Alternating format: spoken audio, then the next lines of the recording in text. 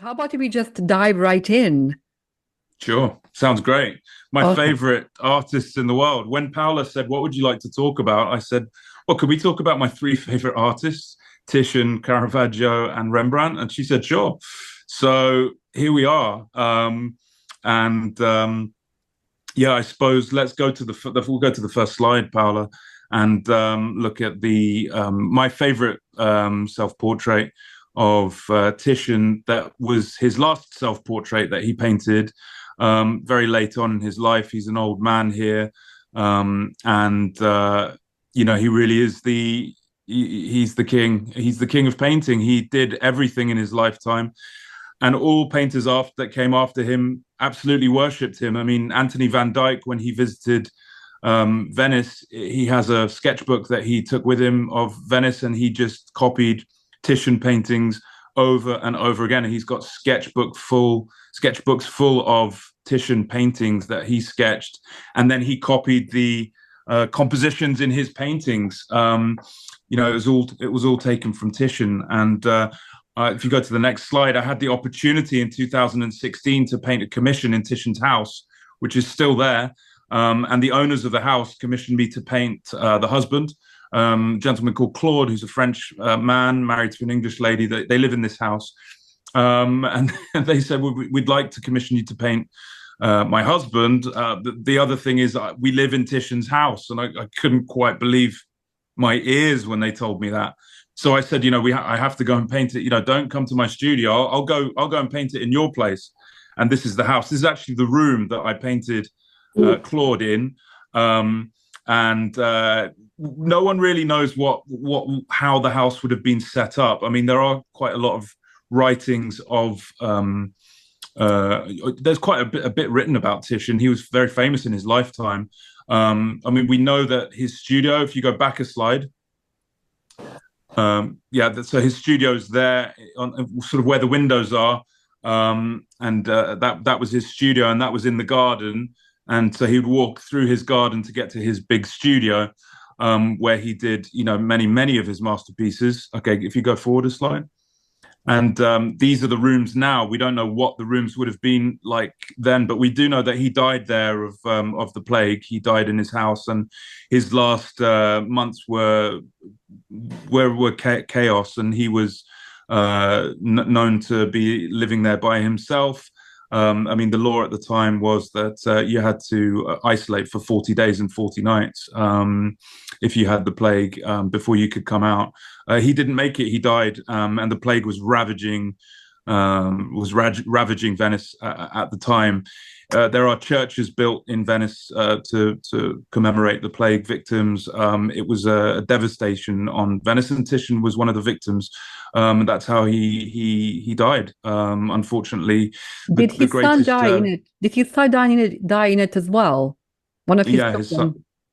his son also died in it, and he had two sons, and his son that wanted to be an artist and was very loyal helped him in the studio. He died. The other son that was a priest, and he survived them, and no one really knows what happened to him. But the house was looted afterwards. At the time, the only people that could go into the plague victims' houses was a certain group of people that were very, very corrupt at the time, and they would basically tip off looters as to where valuables were in plague victims' house, and they would just go in and take everything. And so Titian's house was looted, and many of his works were looted.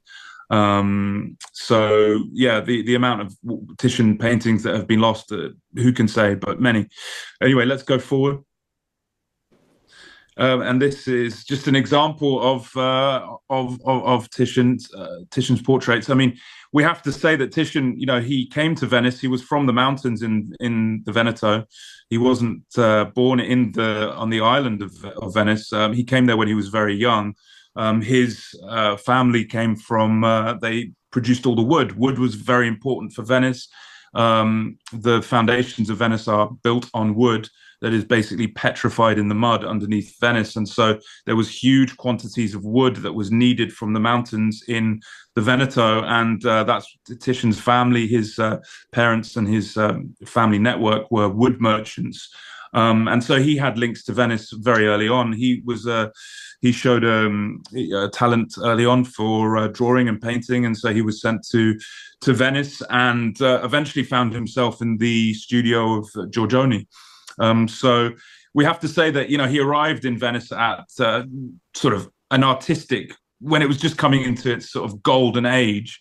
He was also taught by Giorgione, who was one of the greatest early Venetian painters. And so, yeah, what I want to stress really is that people think that it's sort of these singular geniuses that just take the world by storm and no one knows where their talent comes from. I don't believe in that. I believe that people are born into a certain time and a place, and they see an opportunity, or their talents just rise during that time. And certainly Titian is I think the top 5 greatest painters of all time. But he was also born in a certain time. He was born in the golden age of painting in Venice, where patrons were very free about what artists' output was. They gave a lot of artistic license to artists at the time, and he became very famous for his portraiture.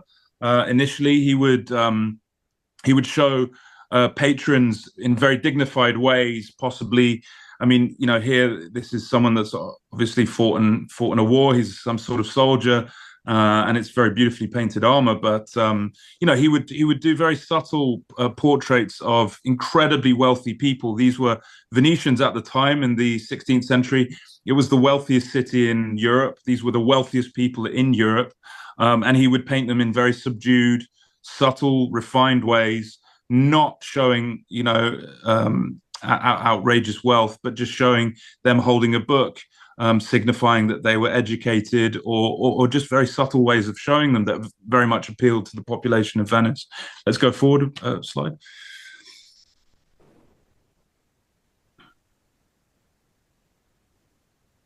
Yeah, you can just see the details, that he's just incredibly refined painter. If you go forward. Another example, you can see here that incredible details in the fabric, which as an artist I can tell you it's incredibly difficult to paint fabric like that, and just very beautiful, beautiful pose. These poses that he was starting to invent, of the sitter sitting slightly, if you see, slightly to the side, not front on, slightly head turned. They're still used in photography today. If you look at magazines, Vogue or Tatler or whatever, these poses are still used today. These classical poses are still the most complimentary poses. And Titian was really the person that started to put these kind of compositions together. Go to the next one. I just wanted to say, Nick, about this one. I actually met a restorer who cleaned her. She's in the Pitti Palace, which is now part of the Uffizi Galleries. And the restorer was telling me this mesmerizing gaze of this young woman, who might have been also the portrait a model for the painting we will also see afterwards. But she said that her gaze just follows her around the room. So she said spending the time with this work for her was almost like this meditation.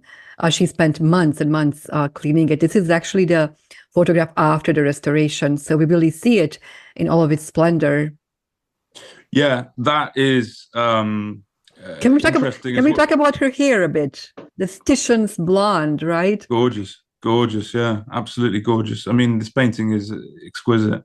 There's also the beauty of living with a painting. When you go to a museum, it's wonderful to see these works of art, but it is also just so fleeting. You can't sit there, you can't really take it in. If you have one of these masterpieces on your wall at home, you do create a real intimate relationship with these works of art.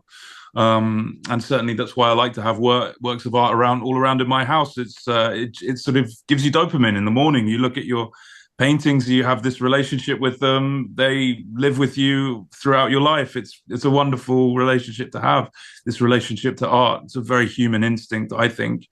We are the sort of the creative species. Humans, we create art. No other species does like we do.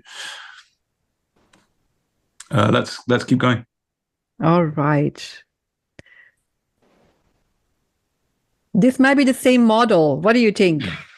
Absolutely, yeah. He would have had plenty of models coming through his studio. A lot of these women were prostitutes.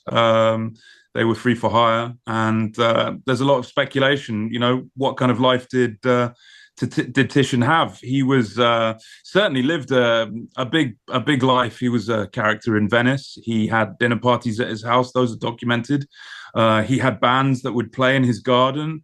He would have outdoor dinners and things like that were documented. They were written about by his best friend Aretino, who was an exile to Venice from Rome, and he was a very famous writer. He was had a huge personality, and he was paid by cardinals and people like that to not write about them, because he made his name by writing funny poems that would make fun of cardinals and popes and all kinds of things, and he would plaster them up in Rome and make a mockery of these famous people, and they would pay him off to not write about him, or even they would pay him to write nice things about them. He was a very famous writer.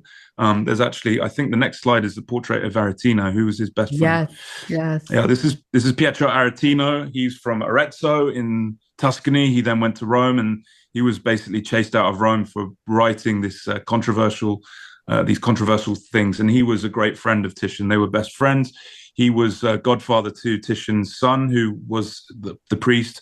And Titian and his son fell out, and Aretino was the sort of go-between between them, talking about what would be left in the will, and little details that were needed throughout his life. Back then, Titian liked to surround himself by, close, intimate family and friends that would conduct his business. And Aretino he acted as a sort of agent. He would hobnob with, sort of the rich and famous in Venice at the time, and always mention, Titian, you need to have a portrait by Titian on your wall, or a painting by Titian on your wall, because, he's the greatest artist of his age. And so they had a very close relationship, and he documented dinner parties at Titian's, and also Titian coming over to his house on the Grand Canal. And they would drink together, and they would go around Venice together, and they had a famous friendship. Yes. In this case, Titian is already losing his sight a bit, right? If you compare this one to... I don't think here. Not yet. Here, no. But okay. Later in his career, he was losing his eyesight. That was well documented. And he didn't stop painting. He carried on painting even when he was losing his eyesight. And if you look at Titian's later work, I think we have examples later. They're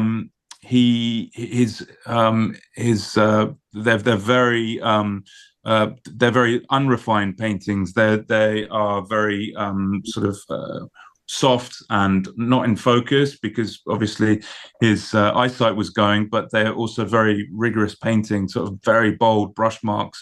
There's a painting which I've just looked at in the National Gallery in London called The Death of Action, where you can sort of see brush marks. He stabbed his brush into the painting, and you can see paint dripping down the canvas and things like that. So, this is a man that painted every single day of his life, or most days of his life. And even when he was losing his eyesight, he didn't stop painting. It was something that was it was his life. So he carried on going. And I think his later paintings are fascinating paintings to look at. Yes. This is a portrait of King Charles of Spain, who was a great collector of Titian. He had territories in Germany, and just north of the Veneto, and he started collecting Titian's work. And if you want to go and see the best Titian paintings in the world, you don't go to Venice to see them. You have to go to Spain to see them. And the Spanish Royal Art Collection is really started by Titian. I mean, he set the tone. We think of Velázquez, we think of Rubens, we think of all these great paintings that are in the Prado, which is basically the Spanish Royal Collection.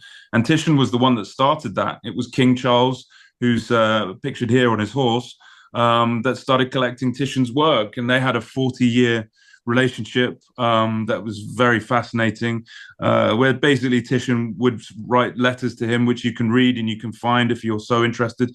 Go online and try and find the letters from Titian to King Charles. But basically, Titian would constantly be asking for money, and King Charles of Spain never really paid him properly, and Titian would then send him another painting and then ask for something, and something would be sent, but it wouldn't be the full amount. And so it's this ongoing letters between them where Titian was basically asking to be paid, and King Charles would sort of send him the tax rights for rice in the Veneto and things like that, as payment. And Titian didn't really know what to do with those things. But he didn't want to stop painting for the King of Spain, so he carried on painting. And so they have a huge collection. But it's just funny, the correspondence at the time, it's basically Titian asking, can you pay me? Thank you very much for your offer and tax the rights for the tax for rice, but I just need cash right now. Fascinating letters. Anyway, here is a very early portrayal of a king on a horse, and one of the first paintings of a king on a horse. And you can see that the movement, it's an incredible painting to see. It doesn't do it justice in this slide. It's in the Prado. It's absolutely incredible. I stared at that for a good hour when I was there. It just really shows the sort of incredible handling of paint that Titian had in every category. If you have a look at the surface there, you have the skin of the horse, the hair of the horse, you have the velvet on the horse, you have the shiny metal, you have the shiny metal, the skin of the king in the face, the natural trees in the background. There's sort of all these different vibrations of texture and tone, and he's got them perfectly it just in synchron, just synchronized perfectly in this painting. And it's a huge painting. It's about 3 meters by 4 meters, something like that. It's a huge piece of work. Nick, let's go to the next one, because the background looks really amazing. It reminds me so much of Giorgione. Well, yeah, he was very influenced, of course, by Giorgione, and Titian obviously took what Giorgione taught him to new heights, because there's so little known about Giorgione, and there's so few paintings by Giorgione. But yeah, I mean, certainly Giorgione set a precedent for what Venetian painting would become, but Titian took it to heights that had never been seen, since. Sure. It's he really was the king of painters. If we go to the next slide. Concerned about time. These are the Poesé, and these were painted for the for King Philip of Spain, who was King Charles V's son, who took over, carried on being a buyer of Titian's work, and Titian painted these Poesé as for a hunting lodge that Philip of Spain had. That he wanted decorated, and he really gave free rein to Titian to paint what he wanted to do. And they are sort of poetry in paint. That's what poesé is meant to mean. It's meant to mean poetry in paint. And there's a quote that I read the other day that Francis Bacon said that the spirituality of an artist can be seen in his brush work, and when he touches the canvas with paint, you can see the spirituality of the artist.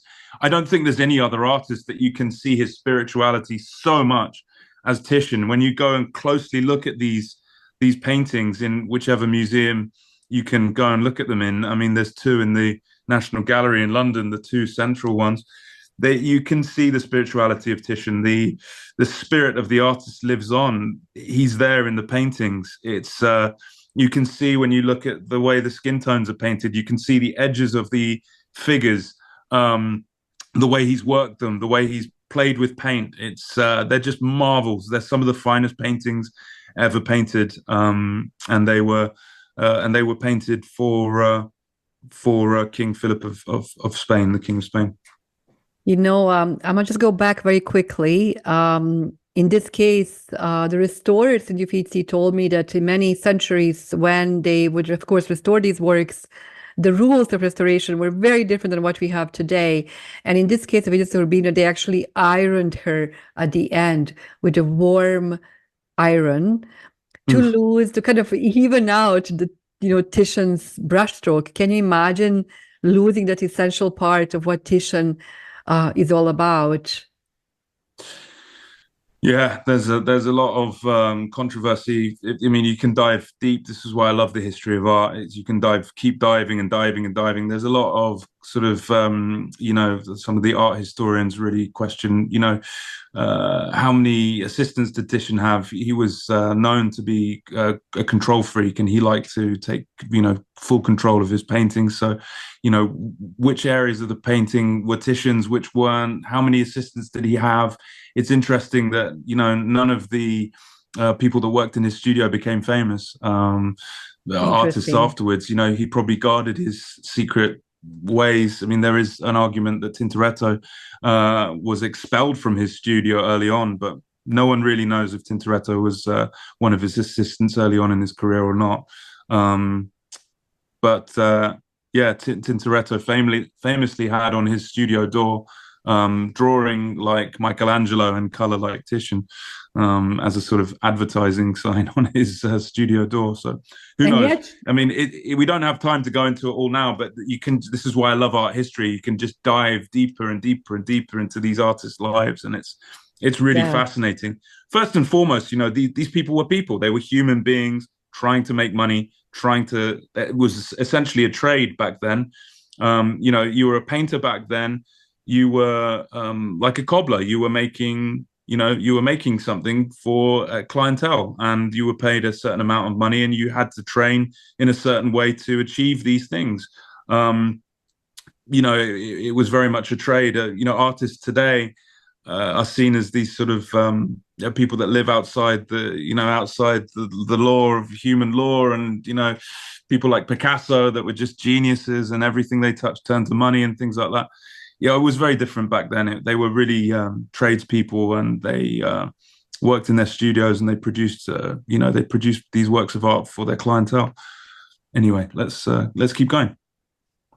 This painting was painted for his tomb, which was agreed that he would be buried in the friary, because the friary has his very, very famous Assumption painting, which is really made his name and created his great fame in Venice as the greatest painter that Venice had ever produced. And it's still there in Venice, in situ, has not moved. It's still there. Because of this, he's buried in the friary, and this was the painting that was going to be on his tomb. It was unfinished at his death. Obviously, he died of the plague, and he died quickly of the plague, and so he wasn't able to finish this. They think he died when he was about in his 80s, even though in his letters to King Philip of Spain, he said he was 102. I think he wanted to stress that he was becoming very old and he needed pain quite quickly. But anyway, this was found in his studio, and it was actually finished later by one of his assistants.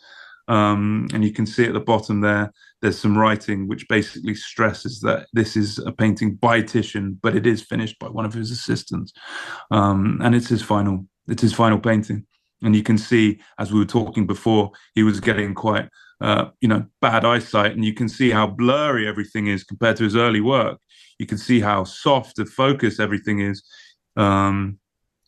And also the brushwork is much thicker and rigorous. It's not as refined. He's stabbing areas of the canvas with a loaded brush, loaded with paint, and just really creating bold marks and brushwork. Because later on in his career, I don't think he had the patience to produce such refined painting, but also his eyesight was going, and so he had to sort of make more vigorous work to see what he was doing. So that's the final painting of Titian. Nick, some of the students said that he actually would paint with his fingers, just dabbing the fingers in the paint and going with it on the canvas directly. Absolutely, that wasn't uncommon. I mean, I do that as well. You can really paint quite effectively with your.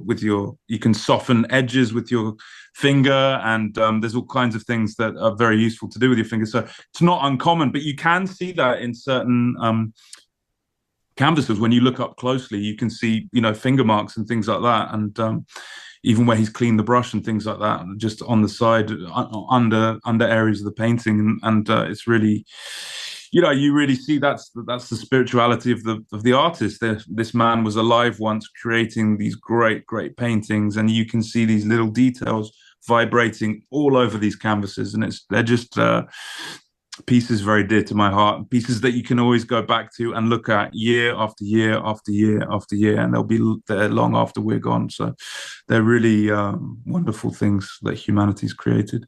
And I love the homage to San Marco and the beautiful golden mosaics of the beloved San Marco church in Venice, right? Yeah, well, the Venetians loved their gold, didn't they? They were wealthy enough to have lots of it.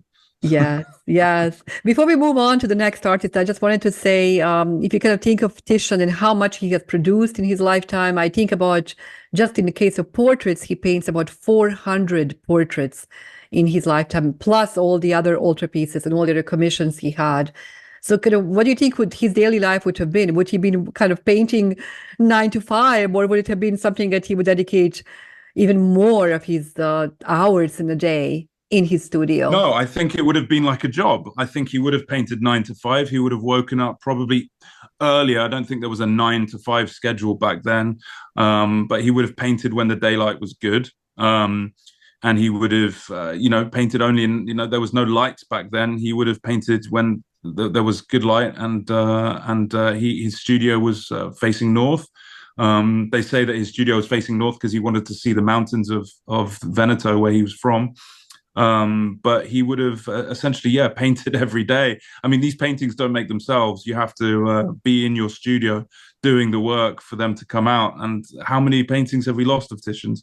Probably hundreds. Who knows? The lootings, the fires in Venice. Famously, there was many fires in Venice, and so it's difficult to know. But that sort of adds to the mystery, doesn't it? If anyone wants to visit his house, of course, it's not open to public, but I love the location. It's actually in the Fondamenta Nuove. So he really could go out and just see the Dolomites across and the sky, the beautiful clouds. So every time I pass by, I always think, wow, this is what Titian would have seen, at least the and it wasn't perspective. called the Fondamenta Nuove then. The Fondamenta Nuove was built by Napoleon because his house would have been right onto the water. So you would have basically been able to get a boat straight into his house at the time. So that extension, the Fondamenta Nuove, that goes all along the north bank of Venice, was built much later on. So he would have essentially just had a beach or a canal right outside of his house, and probably quite open. They would have probably looked out onto the lagoon. It would have been what I would give to go back and have dinner with Titian back then. Titian Aretino in the 16th century in Venice would have been a marvel. One of the news from Venice is I was passing by his house just recently, and the house next door is on sale. So if anyone wants to be Titian's neighbor in this lifetime, there's actually opportunity now. Anyway, let's move on. I wanted to see his studio when I was there, but his studio was rented out by basically they just store marble in it. I wanted to go into the studio and walk around and see, the size, where was the light coming in, and where would he have set his paintings up. But it was off limits. It was just a marble storage, just filled with marble. Wow. Anyway, a very different character. Yeah, I chose these three artists because they sort of, as Titian dies, Caravaggio is born, and the next phase of the art, of art history really is focused on what Caravaggio did. I mean, at the time, people wouldn't have seen it like that. They knew Caravaggio was doing amazing things, but you can't have that macro bird's eye vision on art history at the time and see what's happening. But from a historical point of view, Caravaggio then became the most important thing in the history of art. There's a very famous art historian said that there was art before Caravaggio and art after Caravaggio, and they were not the same thing. He really changed everything and had the biggest odyssey of a life that anyone could ever imagine. It's better than any James Bond story you could ever think of. He was born in Milan, in a town called Caravaggio, and he went down to Rome, where everyone went to. If you were famous in those days, if you were famous and you wanted to be anyone, it was like nowadays. If you want to make films, where do you go? You go to Hollywood. Then, if you wanted to be a famous painter, you went to Rome. There was no other place for it. That was the Hollywood of painting, and that's where you went. And he went there when he was very young. If we go to the next slide, and he sort of cut his teeth as a painter of still life. He was from the area of Milan, and artists from this area of Italy were famous for still life painting, and that's where he started painting still lives. He, as you can see, this painting is incredibly well painted. It's one of the first still life paintings in the history of art, and there's an incredible tension to it. This basket of fruit is sort of overhanging the table, whatever the ledge that it's on. There's a tension there. Some of the leaves are dying. Some of them are rotting in the edge. There's a tension to that. Some of the fruit are old and dying. Some of them are withering away. There's a tension to that. If you look at the apple, it's rotting. So he's painting incredibly beautiful paintings, but he's saying that things die. You know, we die. And some of these, this is, for example, the boy with a basket of fruit. This was painted when he was very early on, when he arrived in Rome. And these were the sort of paintings he was painted. Obviously, he was known for still life painting. So he has the still life, this boy holding the still life. And he was sort of, this painting sort of made his name. And he was brought into the house of one of the famous cardinals there, who used to apparently eat salad all the time. And Caravaggio thought that this man was very odd, and he called him Cardinal Salad, making fun of him. He obviously had quite a sense of humor, Caravaggio, and was an incredibly wild individual. I personally think he was an alcoholic, and he would get drunk and get into all kinds of fights and mischief and things like that. And then when he wasn't drinking, he would be very sensitive, a very sensitive artist type, where he would think very, about the sort of sensitive paintings that he ended up painting. And then he would sort of lose the plot and get drunk. And because a lot of the things that we know about him in Rome we find in the old court documents. He was always in fights. Famously, he got in a fight in one of the bars for an argument with the chef about how his artichokes were cooked. And he asked the waiter, how have you cooked these artichokes? And the waiter said, why don't you taste them yourself and see? And the cook had cooked them in butter, which basically said that you're a northerner and you're not good enough to have artichokes that are cooked in olive oil, like us refined southerners. And he found this incredibly offensive and smashed the plate of artichokes over the cook's head, and was then put into jail, and he had to go to court. And you can read all about this in the court documents. And so, he was always in for brawls in the street, and eventually he killed a man in Rome, someone that he knew. I mean, for those of you who have been to Florence, you can understand what kind of situation Rome would have been back then. It's sort of like Florence in a way. It would have been a similar sort of size. It was these alleyways and these streets. Everyone would have known each other. I mean, I lived in Florence for 3 years, and I sort of knew, a lot of people in the area that I lived in, and I'd walk around, ciao, ciao, ciao. I would know people, and you have these relationships, that were going on in the city at the time. And he would have been on the scene. Caravaggio would have been a man on the scene, known, an artist, a famous artist, and he had this ongoing sort of feud with this Tommasoni character, who was for quite a famous Roman family in Rome at the time, and they basically had a duel. And in the sword fight, Caravaggio stabbed him in the groin, and he bled to death. And Caravaggio had to go on the run, and he had to leave Rome under the cover of night. He had protection from some of his patrons, and they got him to Naples, where he stayed for a number of years and painted. If you go to the next slide. Well, but I think the next slide is actually the calling of Matthew. So Yeah, this was painted while he was still in Rome. And as you can see, he's painting a very famous biblical scene, but he's not painting it as characters in the Bible. He's painting characters as they were seen at the time in Rome. I mean, these figures are not painted like, biblical figures from 2,000 years ago. They're painted from, 16th century, 17th century characters that would have been living in Rome at the time. And as you can see, Matthew is called. He's there sitting at the table. He doesn't look too well. He looks pretty upset. Looks like he's just lost. They're all pointing to him. He's in the far left of the picture. They're all pointing to him. He looks like he's just lost a game of cards. He looks like he's just lost all his money. And he looks down in the dumps, and in walks Jesus and calls him. And as you can see above the hand that calls him, the window is shaped like a cross. And a holy cross. And if you look at the hand looks very much like the hand of Michelangelo in the Sistine Chapel. So he would have gone into the Sistine Chapel and used this imagery and put it into his paintings very, very effectively. And these things would have been picked up by by the Romans at the time, who looked at his paintings, and these paintings were like looking at the greatest film of nowadays that comes out.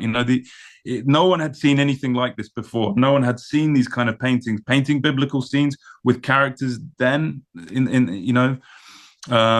painted so really. These aren't these are characters that you would find in a pub at the time, in a bar. Anyway, keep going to the next image. I love how one Italian art historian said there is never one Michelangelo without the other, because of course his name was Michelangelo Merisi Caravaggio, right? So this hand is just absolutely incredible. Yeah, incredible, and completely taken from Michelangelo's Sistine Chapel. Just copied. So he was influencing artists back then.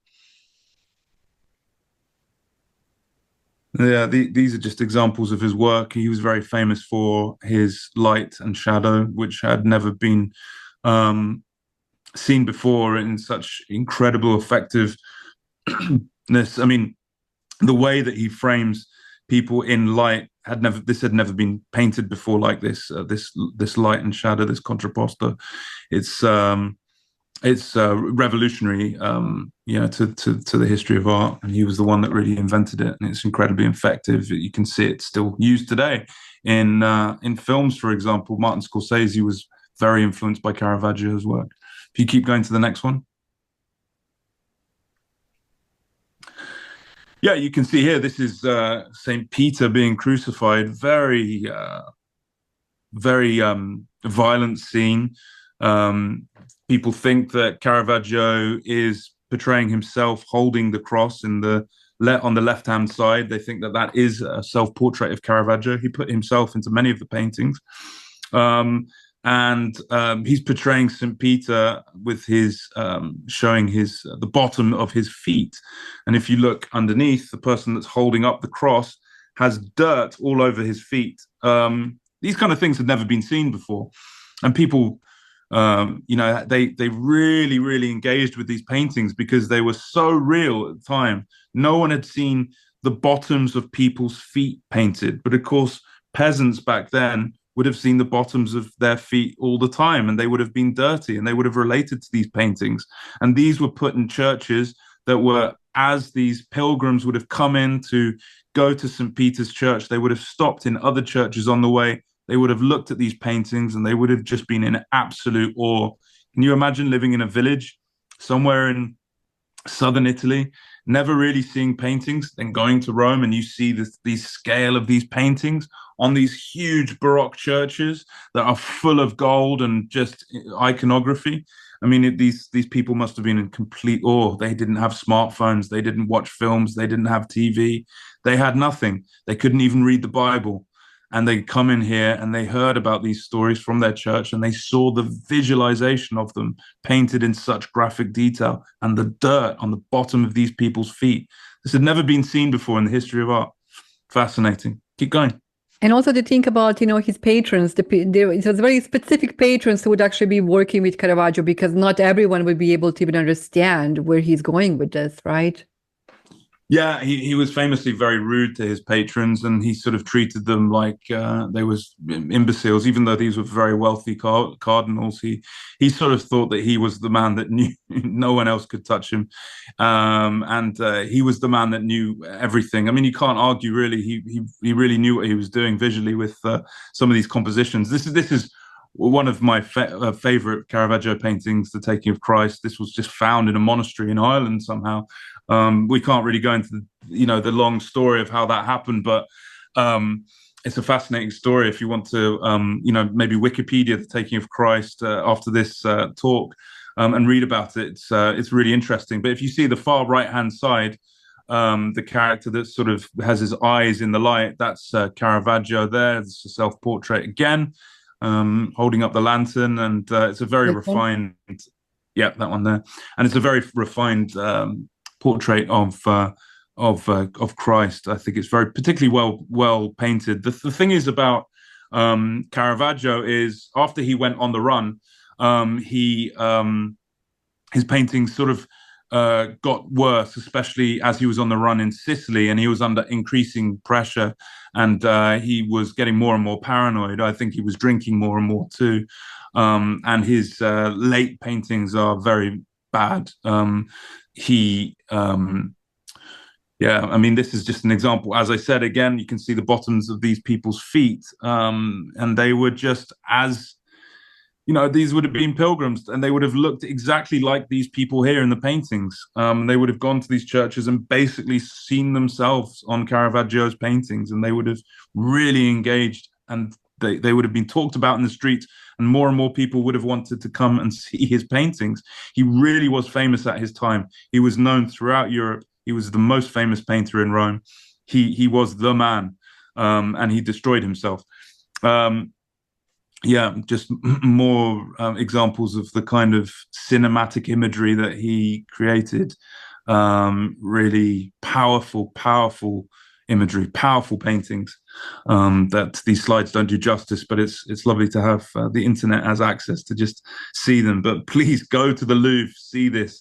It's goes anywhere to see Caravaggio paintings. They're the most incredibly powerful paintings in the world. Keep going. Yeah, this is an example of his late work. As you can see, it's very soft and unfinished work. I don't think he finished this painting. I think this painting was painted in Sicily after he had escaped from Malta, from the Knights of Malta, and he had the Knights of Malta on his tail, and also people from Rome on his tail. So he was very paranoid at the time, drinking a lot. Apparently, he only had one companion, which was his dog, which was a little black poodle who used to walk on 2 feet. But yeah, fascinating to see. You keep going. This was the very famous painting where he was given protection after he fled from Naples. He fled to Malta, which was under the control of the Knights of Malta, who were above the law, and they protected him. And if you became a Knight of Malta, you too were above the law. So he wanted to become a Knight of Malta, and he made a deal with the Knights of Malta that if he painted a huge altarpiece for them, that they would knight him, and he would then be above the law, and he could then return to Rome. On the night of this painting being unveiled in Malta, he was arrested and put into jail in Malta, in basically a hole in Malta that you can go and see now. No one really knows why he was. I mean, there is speculation why he was arrested and what he was done, but it was probably for fighting of some sort, fighting with another knight, probably quite a powerful knight.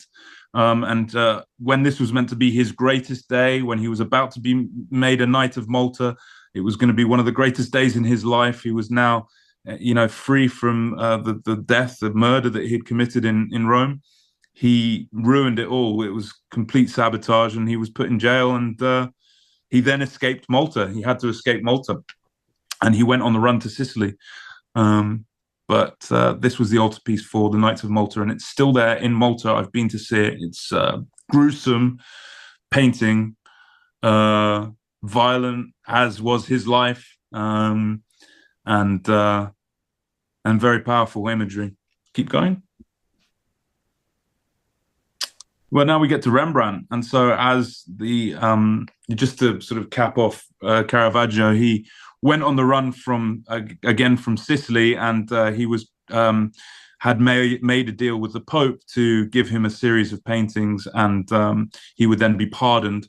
And he was trying to get from Sicily to Rome, but he obviously had to get there without being captured before in one of the ports or anywhere else. If he got found by the Knights of Malta, or if he got found by the people in Naples that he were after him, then obviously, you know, he was done for. He had to get to Rome and get to the Pope, and he died of basically malaria on the Tuscan coast.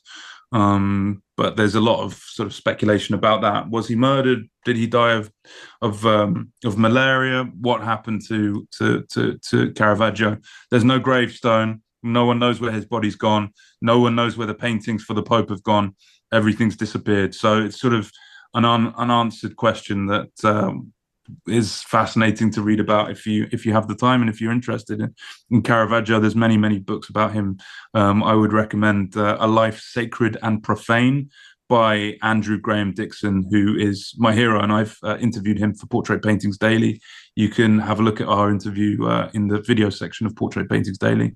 It's in my opinion, the best book on Caravaggio. Go to the next slide. We'll talk about Rembrandt. So after Caravaggio died, we have in Holland, in the Low Countries, Rembrandt sort of came to life. And what I want to say about Rembrandt is, like Titian, he was born in a very special time in Dutch history. Amsterdam at the time was the most powerful, wealthiest city in the world. You know, these paintings, the art world is dominated by money. It always has been. And where there's money, there's great art. It's sort of one of the ultimate signifiers of wealth and taste, to have good artwork. We see it today with with Koons and Hearst and whoever you want to have on your walls nowadays. There's a lot of money behind all these artists. It wasn't any different for the artists of that day. Where there was a wealthy city, there was great art, and great artists flocked there to sell their paintings. And Rembrandt was one of them. He was from Leiden in the north of Holland, and he went down to Amsterdam because it was the wealthiest city in the world. And he was a, precocious artist that he wanted to make a name for himself. And to Amsterdam he went. If we go to the next slide. What fascinates me about Rembrandt is his early paintings are not very good. This is one of his early works, and you can see, look at the hands. They're tiny compared to the faces. Look how badly the faces are painted. I mean, this is Rembrandt we're talking about. How did he go from this to go to the next painting to something as amazing as that? It's a bit of a mystery. I really, something that I find very hard to understand. But he obviously improved very, very quickly. And this beautiful painting here is in the Getty Museum. It's an incredible piece. The pathos, the psychology of his sitters, very much like Titian. He had this refined way of painting his Protestant Dutch counterparts in this very refined way. They didn't want to be shown with too much bling, too much gold. They were shown in this very refined, sophisticated way, and it really appealed to the senses. Not for his whole career, because he fell out of fashion later on in his life, but for a period of time, Rembrandt was the most famous artist in Amsterdam. Everyone wanted a portrait by him. He painted the rich and the famous of Amsterdam. And this is a very famous painting, Jacob blessing the son of Joseph. Yeah, he was clearly, he was very pious man, very religious, very interested in these biblical stories. He painted them with such humanity, and when you see that that the touch of the girl's head and the look of the father, it's the humanity, the psychology of Rembrandt's paintings. I think no artist in the history of art has come close to his sort of compassion of our fellow human, like Rembrandt has. Keep going. This painting here is the Conspiracy of the Claudius Civilis, and this was a painting that he was commissioned to paint in the town hall of Amsterdam, and the board commissioned him to paint it, and it was a huge painting, probably 10 meters by 8 meters by 10 meters, something like that. And he finished this painting and put it up in the town hall, and the board came to have a look at the painting, and they hated it, and they did not want to pay him for the painting. And he was already running up a big debt. He was a famous spender, Rembrandt, and if you go to his house in Amsterdam now, he spent lavishly, and they didn't pay him for this painting, and he went broke. This beautiful, if you stay on this painting a second, if you go back. Yeah, so this painting was cut down. It was cut down to this size, which is like a tenth of the size of it. And it's now in the National Museum in Stockholm. But this was basically what destroyed his career. He wasn't paid for this. He fell out of fashion. French painting became much more fashionable with frilly dresses and things like that, not the sort of the muted colors of Rembrandt's early career. And he went broke.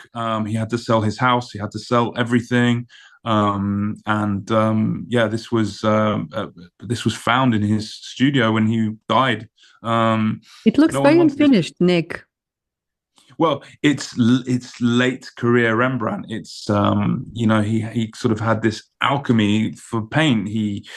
I love it. I love the way his late career, the way he painted. But at the time, it was very unfashionable. He had such a command of the paintbrush and of paint. He could do what he wanted with it.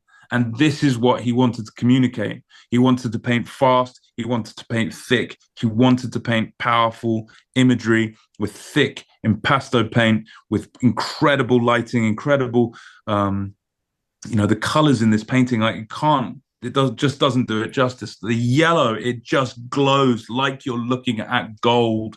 It's one of the most astonishing paintings to see in real life. I spent hours and hours looking at this. Luckily, it was in the Rijksmuseum when I was there in 2016 when I went to the Rijksmuseum. It was there. I couldn't believe it. It was there on the wall opposite the self-portrait of him as St. Paul, and I just stared at it for hours. It's astonishing. It's one of his greatest works. And when he presented it to the board of the town council in Amsterdam, they were disgusted. They didn't pay for it. They took it down, and he cut it down to size, and it was found in his studio when he died. No one wanted it. Unbelievable. Go to the next piece. This is in the Getty Museum. It's just an incredible example of the psychology and the compassion for humanity that he had, and really does fascinate me. What kind of person was Rembrandt? Clearly loved people. He was clearly fascinated in people. I think he was quite a social person, probably liked to drink, probably frequented many bars when he was living. He had quite a bulbous red nose when he died. I think he was a big drinker.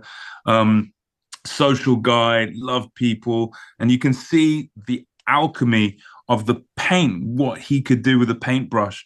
It's the expression, the way he indicates the shape of the face and the contours of the face through this thick, quickly painted, wet in wet paint is an absolute marvel. I just think they're the finest portraits ever painted.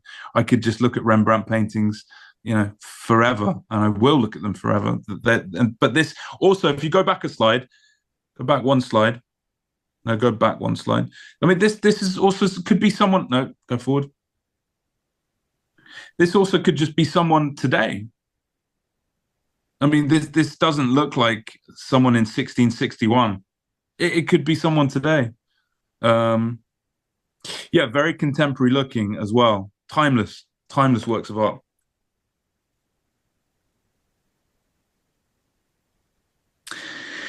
Van Gogh famously said that he could look at this one painting. If he could look at one painting for the rest of his life, it would be this one painting. It was Van Gogh's favorite work of art. And you can see the effect that it had on Van Gogh if you look at the sleeve of the man touching his bride, thick yellow paint, as Van Gogh was very famous for. Beautiful, sensitive, the way the bride touches the groom, the hand, the look, the humanity, just beautiful. Keep going. This was found on Rembrandt's easel in his studio when he died. This was the last painting that Rembrandt ever painted. Rembrandt famously lost his son, who was very, very close to him, a year before he died. And it's just it's very revealing of what was going on in Rembrandt's head. A picture of Simeon with the infant Christ in the temple. I think he was heartbroken about his son's death and couldn't go on. This was the last painting that he painted. Incredible. Keep going. We have some of these. I guess he did 40 self-portraits in his lifetime, and I think, Nick, it's incredible. Yeah, he did more than 40. He did about 40 paintings, but many drawings. And he's probably most famous for his self-portraits, which are all over the world. This is one that when he was younger. In the Uffizi, they keep changing this label. It kind of goes from self-portrait to a portrait of a young man. But I think it was in his early career, the only sitter he has is really himself, and he kind of puts these theatrical props on. To me, this seems to be really his self-portrait, but I think you kind of see how, as the life goes on, life beats him hard in so many different ways. And I think it really shows on his face. Yeah, absolutely. And one thing I will say about his self-portraits is I think people think that self-portraits maybe are this sort of very vain project. Look at me in this sort of vain way. Rembrandt's self-portraits are not vain at all. It's much more revealing of his life, and he's not painting himself. I mean, some of them he does paint himself in a vain way early on in his career, but later on it's just, well, look at me, here I am. And he was always available to be painted. All he needed was a mirror, and he could paint himself. So I think it was much more just a fascinating document of a life. And if you go to the next one, this one is incredible. This is in the Rijksmuseum. This was the one that was opposite the Claudius Civilis painting. And so I had Claudius Civilis on one wall, and I had the self-portrait as Apostle Paul on the other wall in the Rijksmuseum. And I couldn't have asked for more. This is one of my I've actually painted a version of this to understand how he painted. And I can tell you, it's incredibly difficult to paint even close to Rembrandt. He was just, I think he was the greatest painter of all time. If you keep going. This is in Kenwood House. If I could have any painting in the world, it would be either the Apostle Paul painting or this painting on my wall. But if I could have any painting in the world, it would definitely be a self-portrait by Rembrandt. Just look at the look. I went to an exhibition of Rembrandt's late works in London at the Royal Academy, and this painting was on the wall, and it was like Rembrandt was in the room. You walked in, you saw this painting, and he was more present than the people in the room. He was there. He had not died. This was painted nearly 400 years ago, 350 years ago. He was still there. It was so present. It was just mind-boggling. The people that were walking around the museum, it was like they weren't there. It's very, very, very powerful, this painting. Keep going. I think also maybe geometry behind has something to do with it. This is the only time we actually see him with some kind of background that is Yeah, geometrical. there's lots of theories about the background. It was a sort of a sort of nod to the famous Italian painter who went to the Pope and drew a perfect circle in front of the Pope. Giotto. So he went to the Pope to paint a perfect circle in front of the Pope and to prove that he was the greatest painter in the world at the time. And so Rembrandt, it's like Rembrandt saying, I now am the greatest painter in the world at the time, and here's perfect circles behind me, and now here I am. And yeah, this is one of his late self-portraits. You can see he looks miserable. He doesn't really look like he's having a very good time. And if you go to the next one, I think by now he lost his love of his life. His son died. He lost everything he had, and we can see this in every brush. He'd lost the two women that he had married, and he had lost his son, and he was just living alone, and he lost all his money as well. He was broke, the greatest painter in the world, penniless, and had lost all his family. And you can see it in his face. He does not look like he's having a good time. And if you go to the next one, this is the final self-portrait. This was the last self-portrait that he ever painted. If you think of all the self-portraits that he painted, this is the final one before he died. And he died in this year, 1669. Yeah. You can see in his face.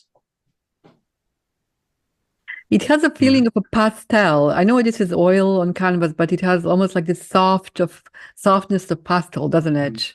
Yeah, there's sort of a silvery glow to this painting when you see it in the life. I've been to see it in the Maurits House in The Hague, and it's there's a sort of silveryness to this painting, which is where he just used more white in the colors and less sort of reds and things, but there's still earthy tones to it. Yeah. Sad to think that this was the last self-portrait. This was him looking at himself in the mirror, with very little time left. It's sad to think, certainly one of the greatest artists of all time. Interesting at how much he communicates with us, right? It's almost like he's recording his life, almost like as we maybe write in our own personal diary. He sits in front of the mirror and he is able to kind of look at his face really carefully and maybe go through his emotions as well. Unbelievable. Nick, I had a chance to see the first Rembrandt I ever saw was in Rome. It was an exhibition at the Vatican called Peter is Here. It was all about St. Peter. And as I walked into the room, I saw the Crucifixion of St. Peter by Caravaggio, which is a huge altarpiece. And then I just turned around behind me, and there was a tiny, tiny painting by Rembrandt of St. Peter in a prison cell, almost like a miniature. But I had tears in my eyes. It was just a surprise and I didn't even have to look at the label. I understood this was his work. So you're right. The presence is undeniable. There's a psychology and a pathos to Rembrandt's paintings that you don't see on this level in anyone else's work. It's there's a deep psychology of in these paintings. It's just him sort of staring into himself, looking into people's soul, and you can really see it translated in his paintings and in his art. I think there's also this kind of comfort, he sees us, we see him, and it's like, I get you, I know what you're going through. I've been there, I've done that. So yeah, it's not too deep. It's not too deep. It's just this, look, here I am. Yes. Here I am, and no judgment whatsoever. No judgment. It's like, and they're not vain. He doesn't look attractive in these paintings. It's not like he's trying to make himself look good maybe in some of his earlier paintings, self-portraits he did, but by the end, it's the truth, the honesty. Just here I am, look at me. What Nick, else can you do? may we all be as honest in our life as Rembrandt is with his own self-portraits. Sure, exactly. So this is you. Here you are. I popped in here. I hope you don't mind. I popped in your contact details for email address and also your Instagram profile. So if someone wants to follow you, they can kind of see what you're doing, what you're up to. So Nick, I wanted to see how long did it take to do this self-portrait? Oh, this took quite a long time. I battled with this for a long time. The colors Why? weren't right. Titian did that too. Not that I'm comparing myself to Titian, but sometimes he would leave canvases in his studio for years. Rembrandt did it as well. Sometimes with a self-portrait, you're not under the pressures of time and things like that. You can just play around with colors, and you can play around with the background, and you can play around with the flesh tones, and you can play around with the composition of the clothing and things like that, because it's a portrait of you. You could take years on it, you could take a day on it, it doesn't matter. And so I messed around with this one for a couple of years, and anyway, it is what it is. It came out how it did. I love it. I will stop the screen share just to see if there's any questions from our audience. Nick, we could talk for hours. I feel like we only scratched the surface here with these incredible works. Let me see if there's any questions in the chat. One of the ladies said more of a grace in the final portrait than the previous ones. Absolutely agree with that. Let me see. There's a question. I'm curious about the use of solid color backgrounds in Caravaggio's paintings. I remember reading how in the early Renaissance art switched from solid backdrops to realistic backgrounds meant to ground spiritual scenes in the real world. Does Caravaggio's use of solid backgrounds in some of his paintings have any symbolic meaning akin to the gold leaf backgrounds in the pre-Renaissance works? I think, yeah, it's interesting that. I just think that Caravaggio, and it's been documented, he was just very obsessed with nature. He wanted to paint what he saw. He didn't want to add anything to it. He didn't want to add sort of these pretentious backgrounds with gold and gold leaf and things like that. He was literally painting what he saw, and that's what he famously said, that paint nature.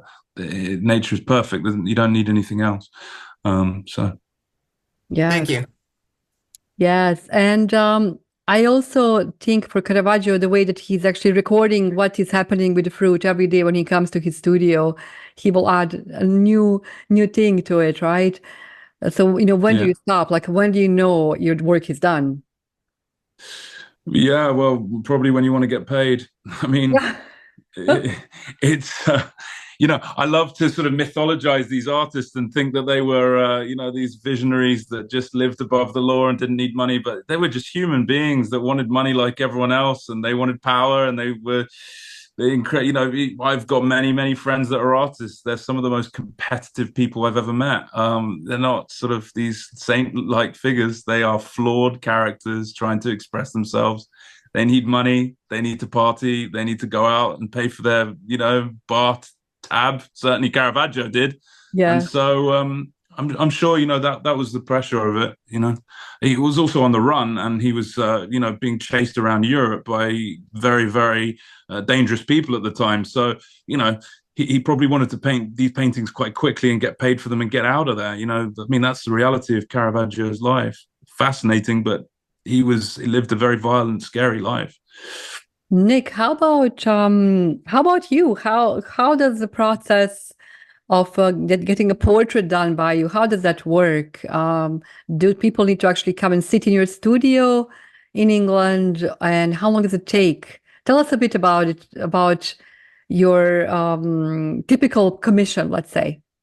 In a perfect world, they would come to my studio and they would sit and they would for how many hours? I mean, it could be up to 18 hours. It could be more. I mean, it depends. But in this modern age that we live in, when you say to someone, well, could you even sit for 4 hours? They look at you like you're crazy. I mean, these are people that are, I don't know, they're working, they have money to buy art, and so they're sort of focused on their careers.